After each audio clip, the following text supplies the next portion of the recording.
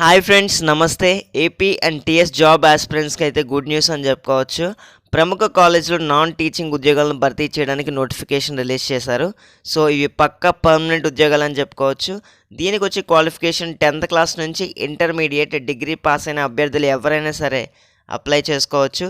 చివరి తేదీ కానీ చూసుకుంటే మనకి ఈ నెల 21st అయితే మనకి డేట్ అనేది ఎండ్ అవుతుంది. ఫ్రెండ్స్, ఈ జాబ్స్కి అయితే చాలా తక్కువ కాంపిటీషన్ ఉంటుంది, ఎందుకంటే ఇవి బ్లాక్ నోటిఫికేషన్స్. సో అందరి వరకు రీచ్ అవ్వవు. సో మేల్ అండ్ ఫీమేల్ ఇద్దరు కూడా అప్లై చేయొచ్చు. ఏపీ అండ్ టీఎస్ రెండు తెలుగు రాష్ట్రాల వరకు కూడా ఈ ఉద్యోగానికి అయితే అప్లై చేయొచ్చు.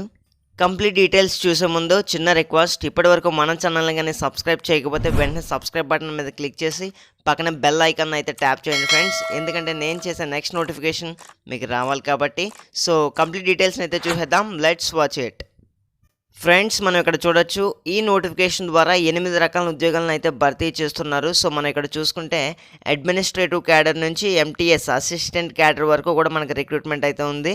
సో మనం ఇక్కడ చూడొచ్చు, administrative officer 10th level pay matrix అయితే ఉంది. సీనియర్ ప్రొఫెషనల్ అసిస్టెంట్ వచ్చేసి 7th CPC, professional assistant 6th CPC. And ఈ విధంగా మనం చూసుకుంటే ఒక్కొక్కరికి ఒక్కొక్క పే లెవెల్ని అయితే మెన్షన్ చేయడం జరిగింది. ఏజ్ లిమిట్ కానీ మనం చూసుకుంటే administrative, senior personal and professional అసిస్టెంట్కి వచ్చేసి 35 ఇయర్స్ అయితే క్రాస్ అవ్వకూడదు. సెమీ ప్రొఫెషనల్ ల్యాబొరేటరీ అసిస్టెంట్కి వచ్చేసి 30 ఇయర్స్ అయితే క్రాస్ అవ్వకూడదు. అంతేకాదు ఫ్రెండ్స్, జూనియర్ అసిస్టెంట్ ఎంటీఎస్ ల్యాబొరేటరీకి వచ్చేసరికి 27 ఇయర్స్ అయితే క్రాస్ అవ్వకూడదని మెన్షన్ చేయడం జరిగింది. ఫ్రెండ్స్, ఏజ్ గురించి ఎవరు వరీ అవ్వద్దు, ఎందుకంటే ఇవి సెంట్రల్ గవర్నమెంట్స్తో ఈక్వల్గా ఉంటాయి. సో దాని అలవెన్సెస్ అండ్ నెక్స్ట్ వచ్చేసి ఏజ్ రిలాక్సేషన్స్ కూడా దీనికి వర్తిస్తాయి. సో ఓబీసీ కేటగిరీకి 3 ఇయర్స్, ఎస్సీ ఎస్టీ కేటగిరీకి 5 ఇయర్స్ అండ్ పీడబ్ల్యూడీ కేటగిరీస్ ఎవరైతే ఉన్నారో 10 ఇయర్స్ అయితే ఏజ్ రిలాక్సేషన్ అయితే వర్తిస్తుంది.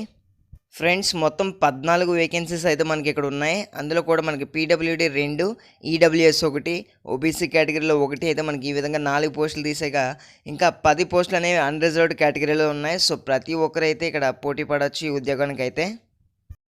ఫ్రెండ్స్, ఇక ఒక్కో పోస్ట్కి కావాల్సిన ఎలిజిబిలిటీ క్రైటీరియాని అయితే చూసేద్దాం. మొదటిగా MTS laboratory statistics lab assistant అనమాట. సో దీనికి 10th క్లాస్ పాస్ అయితే సరిపోద్ది విత్ సైన్స్ సబ్జెక్ట్స్ అని.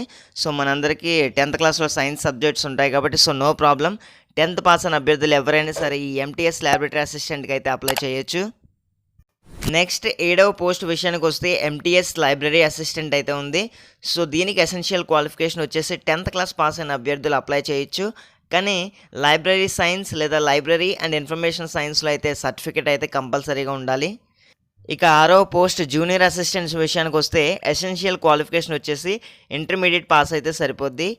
నెక్స్ట్ వచ్చేసి మనకి ఇక్కడ టైపింగ్ సర్టిఫికేట్ ఏమీ ప్రొవైడ్ చేయమని చెప్పట్లేదు, కానీ టైపింగ్ స్పీడ్ అయితే మస్ట్ అండ్ షుడ్గా ఉండాలి. 35 words per minute అయితే ఉండాలి ఇంగ్లీష్లో, లేదా హిందీలో అయితే 30 words per minute అయితే టైపింగ్ స్పీడ్ అనేది కంపల్సరీగా ఉండాలి అని మెన్షన్ చేయడం జరిగింది. ఫ్రెండ్స్, ఇక 5వ పోస్ట్ విషయానికి వస్తే ల్యాబొరేటరీ అసిస్టెంట్, అది కూడా సైకాలజీ ల్యాబ్లో అయితే మనకు పోస్టింగ్ ఇస్తారు. దీనికి వచ్చేసి ఇంటర్మీడియట్ క్వాలిఫై అయితే సరిపోద్ది, లేదా మనకి ఈక్వలెంట్ ఎగ్జామినేషన్ విత్ సైన్స్ సబ్జెక్ట్స్తో ఏ గ్రూప్ ఉన్నా సరే దీనికైతే ఎలిజిబుల్, లేదా డిగ్రీ కంప్లీట్ చేసిన అభ్యర్థులు కూడా ఈ ఉద్యోగానికి అయితే అప్లై చేసుకోవచ్చు. ఇక 4వ పోస్ట్ విషయానికి వస్తే సెమీ ప్రొఫెషనల్ లైబ్రరీ అసిస్టెంట్ ఉద్యోగం అయితే ఉంది. సో దీనికి వచ్చేసి ఎసెన్షియల్ క్వాలిఫికేషన్ డిగ్రీ లేదా పీజీతో పాటు బ్యాచులర్ ఆఫ్ లైబ్రరీ సైన్స్ లేదా bachelor of library and information సైన్స్లో అయితే మనకి సర్టిఫికేట్ అయితే ఉండాలి. అంతేకాకుండా course in computer application, so మన గ్రాడ్యుయేట్లో కానీ పీజీ లెవెల్లో కానీ 6 months కంప్యూటర్ కోర్స్ నేర్చుకున్నట్టయితే మనకి ఇక్కడ సర్టిఫికేట్ అయితే ప్రొవైడ్ చేయాలి. ఫ్రెండ్స్, ఇక 3వ పోస్ట్ విషయానికి వస్తే ప్రొఫెషనల్ అసిస్టెంట్ అయితే ఉంది లైబ్రరీకి సంబంధించి. దీనికి essential qualification so master in library science or master in library and information science అని ఉంది. సో ఈ క్వాలిఫికేషన్తో ఎవరైతే ఉన్నారో ప్రతి ఒక్కరైతే అప్లై చేసుకోవచ్చు. కానీ ఎవరైతే పీజీ కంప్లీట్ చేసుకుని బ్యాచులర్ ఆఫ్ లైబ్రరీ సైన్స్ కూడా వాళ్ళ దగ్గర సర్టిఫికేట్ ఉంటుందో వాళ్ళు కూడా అయితే ఉద్యోగానికి అయితే అప్లై చేసుకోవచ్చు. ఇక 3వ పోస్ట్ విషయానికి వస్తే సీనియర్ ప్రొఫెషనల్ అసిస్టెంట్ అయితే ఉంది. సో దీనికి బ్యాచులర్ డిగ్రీ అయితే కంప్లీట్ చేస్తే సరిపోద్ది, కానీ అట్లీస్ట్ 3 years అయితే ఎక్స్పీరియన్స్ అయితే మనకి ఉండాలి అని అంటున్నారు. సో ప్రైవేట్ సెక్రటరీగా కానీ, పర్సనల్ అసిస్టెంట్గా కానీ, stenographer, executive assistant, executive secretary, ఇవన్నీ కూడా గవర్నమెంట్ డిపార్ట్మెంట్లో కానీ, యూనివర్సిటీస్లో కానీ, అటానమస్ బాడీస్లో కానీ, పిఎస్యూస్లో కానీ ఎనీ ఎడ్యుకేషనల్ ఇన్‌స్టిట్యూట్‌లో గాని మీరు కనుక 3 ఇయర్స్ ఎక్స్‌పీరియన్స్ ఉంటే గనక ఈ ఉద్యోగానికైతే అప్లై చేయొచ్చు. మనకి కింద కొన్ని స్కిల్ టెస్ట్ నార్మ్స్ అని ఇవ్వడం జరిగింది. సో, ఒకసారి చూడండి. అంతేకాదు ఫ్రెండ్స్ డిగ్రీ లేదా డిప్లొమా ఎవరైతే కంప్యూటర్ అప్లికేషన్‌లో చేస్తారో వాళ్ళకి ప్రిఫరెన్స్ కూడా ఇవ్వడం జరుగుతది. ఫ్రెండ్స్ ఇక ఫైనల్ పోస్ట్ విషయానికొస్తే అడ్మినిస్ట్రేటివ్ ఆఫీసర్ అయితే ఉంది. దీనికొచ్చేసి మనకి పీజీలో మంచి స్కోరింగ్ అయితే ఉండాలి. అట్‌లీస్ట్ 55% అయితే క్రాస్ అయ్యి ఉండాలని మెన్షన్ చేయడం జరిగింది.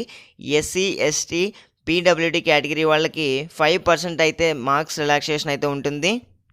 ఇక డిజైరబుల్ క్వాలిఫికేషన్ విషయానికొస్తే అట్‌లీస్ట్ 3 ఇయర్స్ ఎక్స్‌పీరియన్స్ ఏదైనా ఎడ్యుకేషనల్ ఇన్‌స్టిట్యూట్ కానీ, గవర్నమెంట్ డిపార్ట్మెంట్‌లో గానీ మనకిక్కడ గ్రూప్ బి కేటగిరీలో వర్క్ చేస్తుంటే గనక మంచి ప్రిఫరెన్స్ అయితే ఇస్తారు. ఇన్ కేస్ మీ దగ్గర ఎటువంటి ఎక్స్‌పీరియన్స్ లేకపోయినా కూడా ఈ పోస్ట్‌కి అయితే అప్లై చేయండి. ఎందుకంటే అది కేవలం డిజైరబుల్ క్వాలిఫికేషన్ మాత్రమే.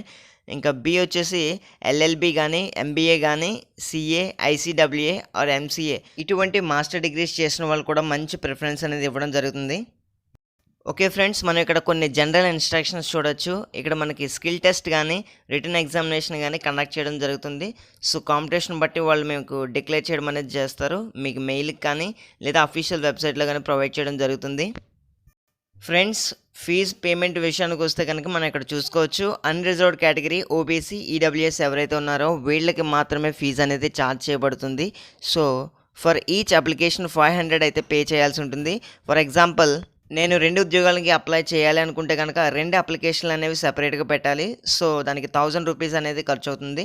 సో, ఈ విధంగా ఎన్ని జాబ్స్‌కి పెట్టాలనుకుంటే అన్ని 500 అనేది పే చేయాల్సి ఉంటుంది. ఇక ఎస్సీ, ఎస్టీ, పీడబ్ల్యూడీ క్యాండిడేట్స్ ఎవరైతే ఉన్నారో వాళ్ళకి ఎటువంటి ఫీజు కూడా లేదు. ఫ్రీగా ఎన్ని అప్లికేషన్స్ అయినా కూడా పెట్టుకోవచ్చు. ఇక ఫీమేల్ కేటగిరీ వాళ్ళకైతే చెప్పనవసరం లేదు. వాళ్ళకి ఫీజ్ రిలాక్సేషన్ అయితే ఉంది. సో, వాళ్ళకి కూడా ఎటువంటి ఛార్జ్ అనేది చేయబడదు. సో, ఎన్ని అప్లికేషన్‌లైనా సరే ఫ్రీగా పెట్టుకోవచ్చు. ఫ్రెండ్స్, ఇక్కడ క్లియర్‌గా మెన్షన్ చేయడం జరిగింది. A separate online application form has to be submitted for each post. So, మనకి ఇక్కడ ఏంటంటే మీరు అప్లై చేస్తున్న ప్రతి పోస్ట్‌కి కూడా సెపరేట్ అప్లికేషన్ అనేది ఫార్మ్ అప్లై చేయాలి. సో, ఒకే జాబ్‌కి 2, 3 సార్లు గాని అప్లికేషన్ పెడితే గనక ఆ పోస్ట్‌కొచ్చేసి మిమ్మల్ని అయితే రిజెక్ట్ చేస్తారు కంపల్సరీగా. ఇక ఈ ఉద్యోగాలకి ఎలా అప్లై చేయాలి అంటే కనుక ఫస్ట్ ఆఫ్ ఆల్ నేనైతే డిస్క్రిప్షన్‌లో లింక్ ప్రొవైడ్ చేస్తాను. సో, ఆ లింక్ ద్వారా మీరు ఆన్‌లైన్‌లో ఫస్ట్ అప్లికేషన్ అయితే ఫిలప్ చేయాల్సిన అవసరం ఉంటుంది. ఆన్‌లైన్ అప్లికేషన్ సబ్మిట్ చేసిన తర్వాత దాని యొక్క హార్డ్ కాపీని మనం ప్రింటౌట్ అనేది తీసుకొని దానితో పాటు దాని మీద మీ యొక్క సిగ్నేచర్ పెట్టి, అంతేకాకుండా మీది ఒక పాస్‌పోర్ట్ సైజ్ ఫోటోని అయితే దానికి అటాచ్ చేయాల్సిన అవసరం ఉంటుంది. దాంతో పాటు సెల్ఫ్ అటెస్టెడ్ కాపీస్‌ని అయితే పెట్టాలి. ఏవైతే సర్టిఫికేట్స్ ఉన్నాయో ఆ certificates, date of birth, experience ఏమైనా ఉంటే ఎక్స్‌పీరియన్స్ సర్టిఫికేట్, క్యాస్ట్ సర్టిఫికేట్ ఈ విధంగా. అంతేకాదు ఫ్రెండ్స్, మీరు పేమెంట్ చేసిన తర్వాత మీకు ప్రింట్ అనేది అది కూడా తీసుకొని ఇందులో అటాచ్ చేయాల్సిన అవసరం ఉంటుంది. సో, ఇవన్నీ కూడా ఒక ఎన్వలప్‌లో అయితే పెట్టి ఎన్వలప్ పైన మనం ఒక అడ్రస్ రాయాలి. ఇక్కడ మనకి మెన్షన్ చేయడం జరిగింది.